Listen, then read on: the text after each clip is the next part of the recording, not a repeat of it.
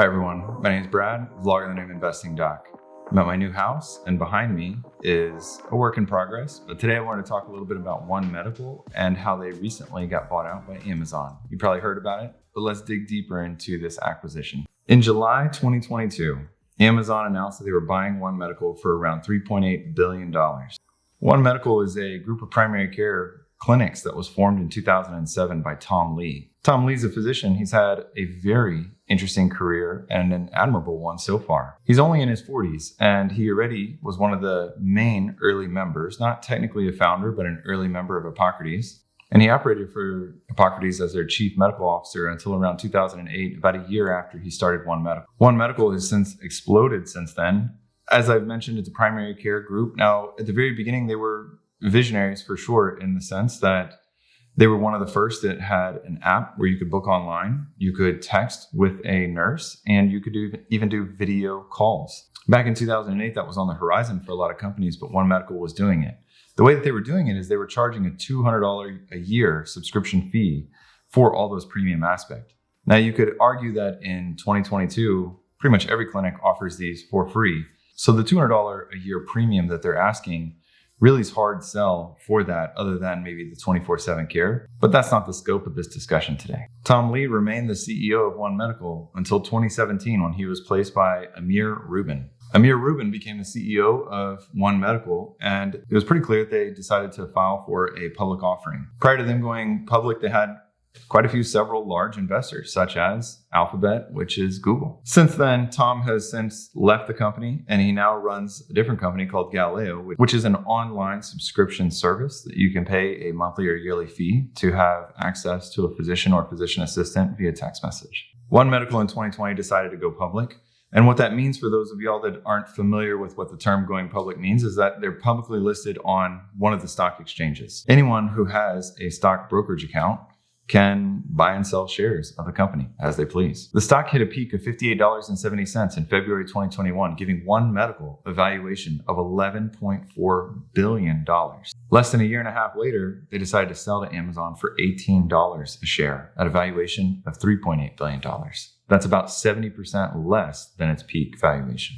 There are not many companies that are willing to sell for a 70% discount unless there's a little bit of distress going on financially behind the scenes. Let's take a look at One Medical's revenue, membership, and the number of offices and dig a little bit deeper into the numbers. Like many tech companies, which One Medical claims to be a primary care clinic, but focused on the technology aspect, so arguably a tech company, but like many tech companies, they focus on hyper growth. When One Medical went public, they had 80 locations. And then at the time they sold to Amazon, they had over 180 locations. Looking at this graph, you see a huge jump in between the second quarter of 2021 and the third quarter of 2021. And you may think, well, maybe they just opened a lot of new primary care offices, but that's not the case. They actually bought another company called Iora Health. In September of 2021, they announced that they were buying Iora Health, and they bought a 73% share of Iora Health for $1.4 billion. At that time, One Medical was bringing in about $480 million in revenue, and Iora Health was bringing in about $320 million in revenue. So here we have an example of One Medical buying Iora Health for about 4.4 times their annual revenue. If you're wondering what a clinic should sell for, and I've talked about this in my blog on other posts, here's one example of what a clinic sold to One Medical for, about 4.4 times their gross revenue. The next thing I'd like to talk about is paper gains. What I mean by that is I get a little bit annoyed when companies skew the statistics to make it sound amazing. If you look at their stock release at the quarter after they bought Iora Health, they made it seem like they grew 109% year over year in terms of revenue. And although technically they did, they bought a company almost exactly the same size as them, which means, of course, they're going to grow by over 100% or around 100% when you're buying a company that is pretty much exactly the same size as you. It's pretty easy to see which clinic brought in which money because Iora Health is predominantly for Medicare patients, 65 and up. And One Medical previously didn't really see Medicare patients. It was very easy to see that the acquisition of Iora Health pretty much brought in exactly the same amount of money compared to One Medical, which no wonder they ended up doubling their money year over year. If we look at the revenue growth year over year for just the commercial plans for One Medical, it's actually just higher than 4%, which you would think if they're opening that many clinics that a growth rate of over 4% would be a little bit better. I started practice. I know it takes time to build up a following with patients. However, 4% growth opening that many locations, in my opinion, is pretty bad.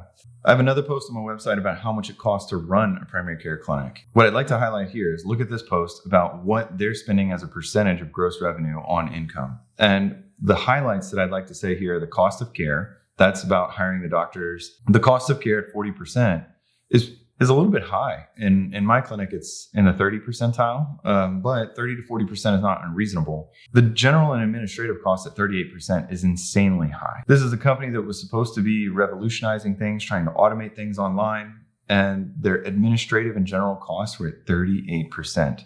Now, I can't tell if their very expensive real estate is in the general and administrative or if that's in the cost of care, but that's high. That's very high, which is why they've had a loss of revenue every single quarter they've reported, which is probably contributing to why they've had a loss of money every quarter that they've posted earnings on the stock exchange. If you're wondering about marketing and how much to spend on your practice, you can see that One Medical was spending on average about 10% of revenue on advertising, which I guess makes a little bit of sense when they have a premium service. You don't have to, but you're highly encouraged to pay that $200 yearly fee to be a member of One Medical. And they're opening as many clinics as they are. So 10% revenue is a little bit high. On average, we're spending less than 1%, probably about 0.5 to 0.3% of our gross revenue on advertising. But then again, we're not growing nearly as rapidly as One Medical. You have to spend money to make money. But does the price of One Medical being sold to Amazon make sense? And although I have no inside information about what's going on with what Amazon plans to do with One Medical, I think if we take a look at their patient base, if we look at the size of One Medical, they claim on their stock release that they have about 770,000 lives that they've cared for over the last year. A value of $3.8 billion to buy the practice means that each one of those patients is worth almost $5,000 to get that patient. It seems a little bit mind-blowing to me because let's say the average primary care physician has about 4,000 people in their panel. That means the average primary care doctor practice would sell for about $20 million at the same valuation model as One Medical. Now, for those of you in the medical industry or in primary care, you may know that there's no practice in primary care that is worth $20 million for just one single provider. Most people will argue that that list of patients is not quite worthless, but it's not worth a lot other than the other assets. So in my opinion, I think that Amazon grossly overpaid for One Medical because I just can't understand how they would go through this wanting to pay $20 million per average provider's panel of patients with all the locations that they had.